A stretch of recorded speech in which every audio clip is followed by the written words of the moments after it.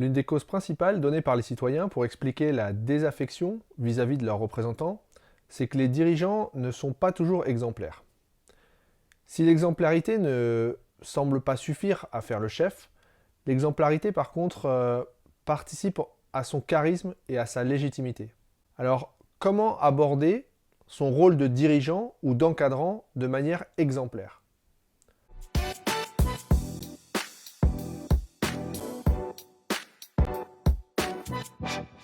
En tant qu'agent de développement, j'ai souvent entendu « Ah oui, moi je sais, enfin c'est pas à moi que tu vas apprendre le métier, ça fait 20 ans que je fais comme ça. » Bon, ok.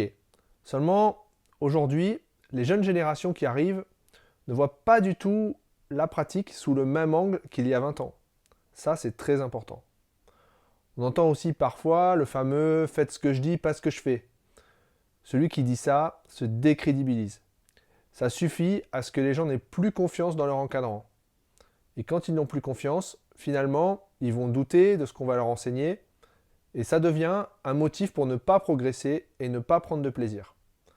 Donc on va voir dans cette vidéo les 3 points clés principaux de l'éducateur ou du dirigeant pour devenir exemplaire et fidéliser les adhérents.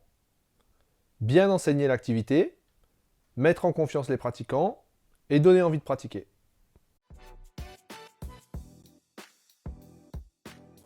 Le premier levier, c'est bien sûr de bien enseigner l'activité. C'est ce qu'on peut appeler la maîtrise du geste technique. Le fait de bien enseigner le badminton, par exemple, c'est savoir tenir sa raquette, se déplacer sur le terrain, savoir ne pas donner des coups de raquette à son partenaire de double quand on est débutant. Je suis passé par là aussi. Tout simplement parce que si le geste technique n'est pas maîtrisé, la personne ne pourra pas faire de progrès, et le progrès est un élément déterminant dans le chemin vers le plaisir.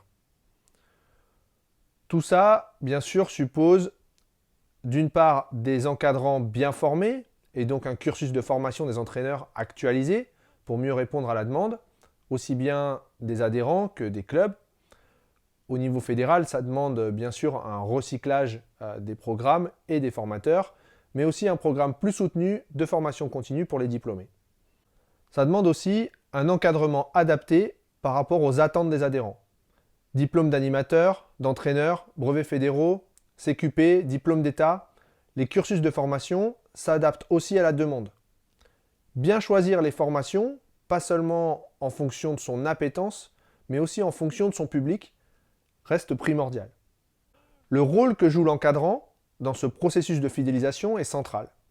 Tout simplement parce que dans la plupart des cas, l'encadrant incarne réellement le visage du club durant la première année que le débutant va passer au club.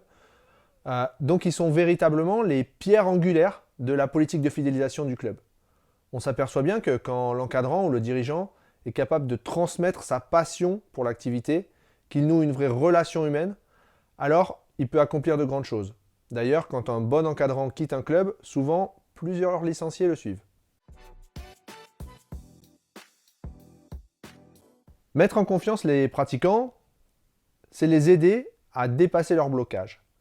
Faire le premier match officiel, souvent en interclub, ne pas avoir le sentiment d'être ridicule en jouant avec ou contre des plus forts. C'est un ensemble de choses, mais si l'adhérent n'est pas en confiance, il ne va pas pouvoir prendre de plaisir. Pour mettre en confiance, il est d'abord important de déceler les craintes et les insatisfactions, vis-à-vis de leurs capacités, mais aussi vis-à-vis du club, du regard des autres. Les insatisfactions, c'est par rapport à la séance, qu'est-ce qui n'a pas été, est-ce que c'est dans la relation, est-ce que c'est dans la qualité des infrastructures, la qualité de l'accueil, l'ambiance. Si les insatisfactions s'accumulent, les personnes vont se poser des questions. Est-ce que je change de raquette? Est-ce que je change de club? Ou est-ce que je change de sport? Donc là, il faut prendre les devants. Les animateurs et les encadrants sont les mieux placés pour déceler ces insatisfactions. Mais il faut y être attentif, avoir l'esprit assez ouvert pour les corriger aussi, parfois en changeant certaines habitudes. Ensuite, pour mettre en confiance, il est aussi important d'être gentil. Être gentil avec les pratiquants quand on donne des consignes, valoriser les bénévoles, les motiver sans agressivité, leur dire des choses quand ça ne va pas, créer une dynamique. Manager un club, ça n'est pas évident. C'est un système subtil, complexe à gérer est plus complexe que d'établir des règles, de les faire suivre et de distribuer des bons et des mauvais points. Être un dirigeant exemplaire et gentil permet surtout de conserver une relation simple avec ses bénévoles. Ça n'est pas évident, c'est un apprentissage, il faut aimer les gens, être malin, souple, pas psychorigide et surtout pas étouffé par son orgueil. Mettre les gens en confiance pour les fidéliser, c'est aussi s'intéresser à chaque personne. Au début, il y a un cursus de progression, il y a l'enseignement des bases qui va durer plusieurs mois ou plusieurs années, mais au-delà de ça, pour celui qui ne veut pas faire de compétition, il y a souvent plus d'accompagnement, plus d'encadrement, parce qu'on considère que les personnes ont atteint un certain niveau d'autonomie suffisant. Pourtant, parmi les adhérents aguerris, les anciens, certains ont encore envie de progresser, d'apprendre, mais de manière tranquille, sans forcément l'exprimer. Ils sont quand même preneurs d'une forme d'accompagnement personnalisé, d'un coaching, mais pas forcément d'un entraînement. Enfin, pour mettre en confiance les adhérents, il est nécessaire d'individualiser les services de la progression. Depuis quelques années, il existe une véritable demande. Au-delà des plumes et des classements, chaque pratiquant a des besoins spécifiques. Et les pratiquants cherchent un service qui s'adapte à leurs besoins, à leurs contraintes, à leurs moyens, à leur disponibilité. Pourtant, aujourd'hui, pratiquement aucun club associatif ne propose des prestations personnalisées. La demande de coaching individuel, pourtant, s'exprime dans presque tous les sports et dans presque tous les clubs. Les rares clubs qui les proposent sont des exceptions, alors que le coaching individuel peut représenter de véritables opportunités de revenus assez conséquents.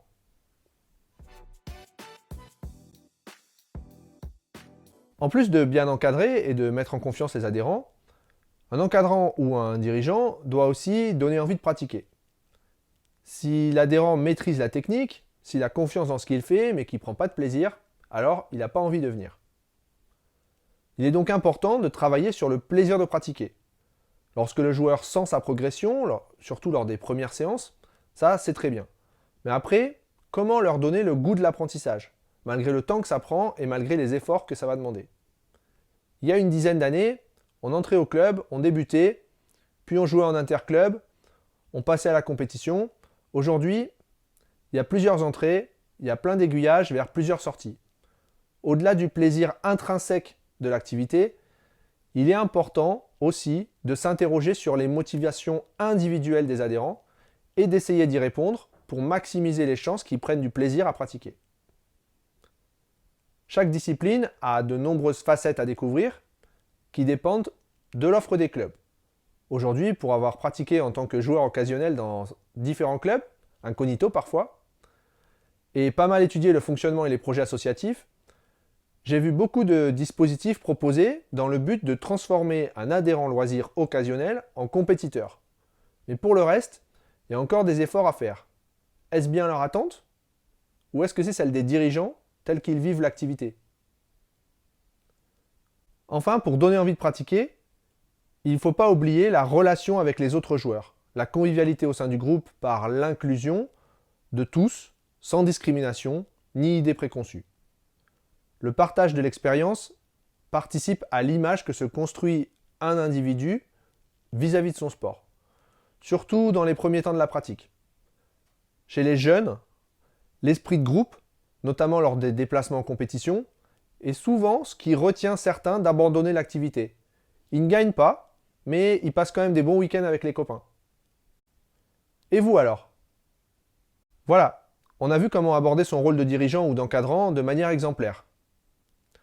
J'ajouterai bien sûr qu'être exemplaire, c'est bien sûr aussi aborder son rôle avec humilité et faire preuve d'honnêteté et d'exemplarité en matière de droit.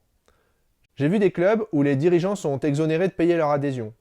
Des clubs où les dirigeants sont remboursés de leur compétition mais pas les autres. Du coup, les gens deviennent dirigeants pour avoir plus de droits que d'autres. Non. Bien évidemment, j'ai pas à vous dire de ne pas piquer dans la caisse, de ne pas utiliser les deniers ou le matériel du club à des fins privées ou de ne pas vous accorder des droits supérieurs aux autres. Tout ça, ça coule de source. Ça participe à la défiance des adhérents vers les dirigeants. Ça brise la confiance. Et puis bon, même si vous êtes président, demandez l'accord du conseil d'administration avant d'utiliser le minibus du club pour votre déménagement, vous pourriez même trouver de l'aide. Et vous, comment êtes-vous un dirigeant exemplaire ?